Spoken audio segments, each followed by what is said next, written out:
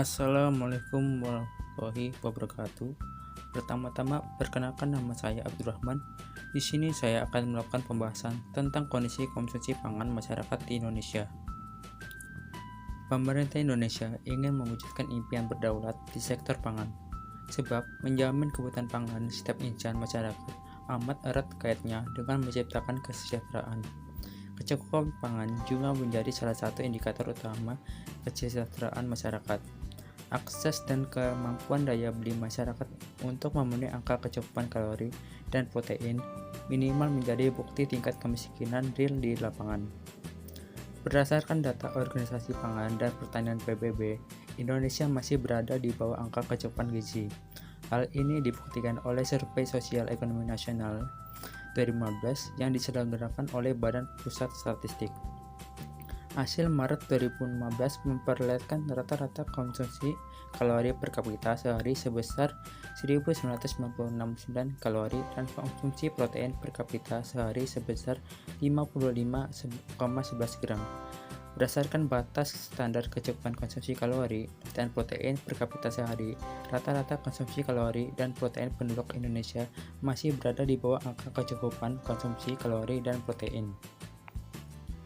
Rata-rata konsumsi kalori di perkotaan di angka 1982,41 kalori dan pedesaan sebesar 2003,15 kalori, belum memenuhi standar kecukupan konsumsi kalori.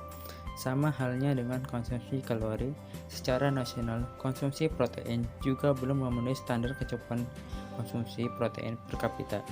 Di perkotaan, konsumsi protein per kapita sehari sudah memenuhi standar kecukupan sebesar 57,36 gram, sedangkan di pedesaan belum memenuhi standar kecukupan sebesar 52,82 gram. Walau tingkat penghasilan rata-rata masyarakat kota lebih tinggi ketimbang masyarakat Indonesia, tidak menjamin bahwa setiap penduduk dapat menemukan akses ke pangan yang terjangkau.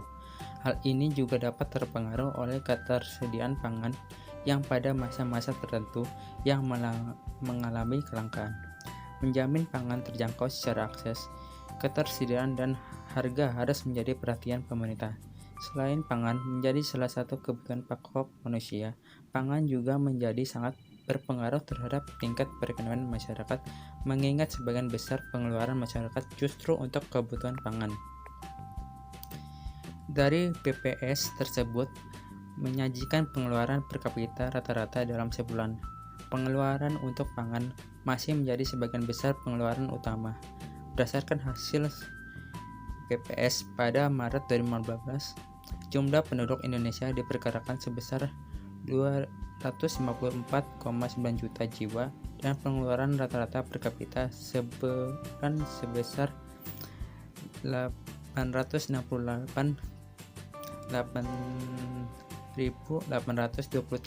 di mana sebesar 412.462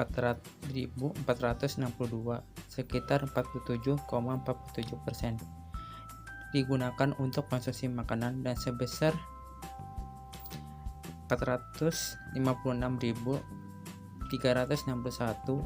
sebesar 52,53% digunakan untuk konsumsi bukan makanan.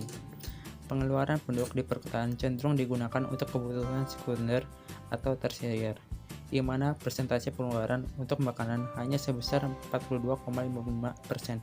Pengeluaran untuk non-pangan masyarakat perkotaan ini menjadi lebih besar karena biaya sandang dan pangan, serta kebutuhan pendukung lainnya jauh lebih besar dibandingkan masyarakat pedesaan.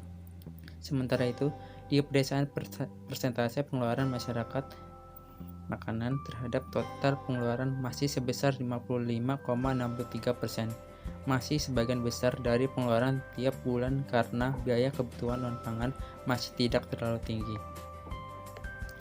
Selanjutnya, pangan dan laju pertumbuhan penduduk. Kebutuhan pangan dan biaya dikeluarkan oleh masyarakat ini pun terus meningkat setiap tahun. Pertumbuhan penduduk yang tidak diimbangi oleh pertumbuhan produksi pangan dan pembukaan lahan baru untuk pertanian akan menyebabkan kerawanan pangan, terutama di rawan pangan prioritas 1 yang terjadi di 14 kabupaten dan rawan pangan prioritas 2 yang terjadi di 44 kabupaten dan semakin parah. Laju pertumbuhan penduduk Indonesia pada tahun 2015 mencapai 1,49%. Angka tersebut setara dengan setidaknya 3,7 juta penduduk baru untuk diberi makan. Angka tersebut sangat mengkhawatirkan karena pertumbuhan sektor pertanian Indonesia sangat ini cenderung tidak stabil dan tidak bertumbuh sering dengan pertumbuhan jumlah penduduk. Buktinya pemerintah Indonesia terpaksa memutar otak untuk memenuhi kebutuhan pangan untuk masyarakat. Beras sebagai pangan pokok Indonesia saja misalnya.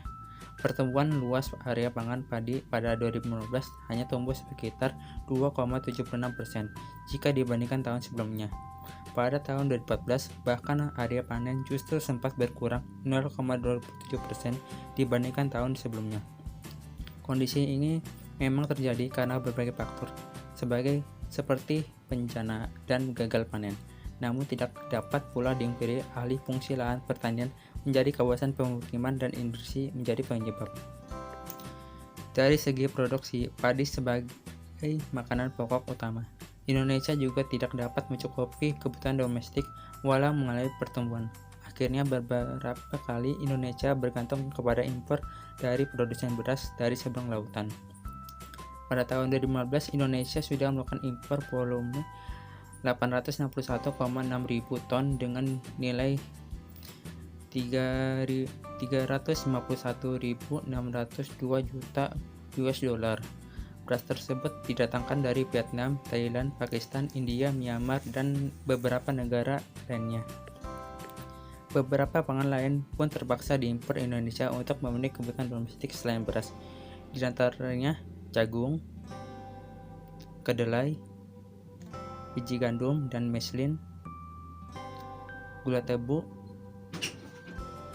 dan daging sapi. Impor ini terpaksa dilakukan karena Indonesia tidak bisa memenuhi kebutuhan domestik baik untuk konsumsi maupun untuk produksi. Walau demikian, Badan Ketahanan Pangan mencatat Indonesia mengalami pertumbuhan yang signifikan di berbagai jenis pangan. Inilah data dari perkembangan produksi komoditas pangan penting tahun 2010 sampai 2014.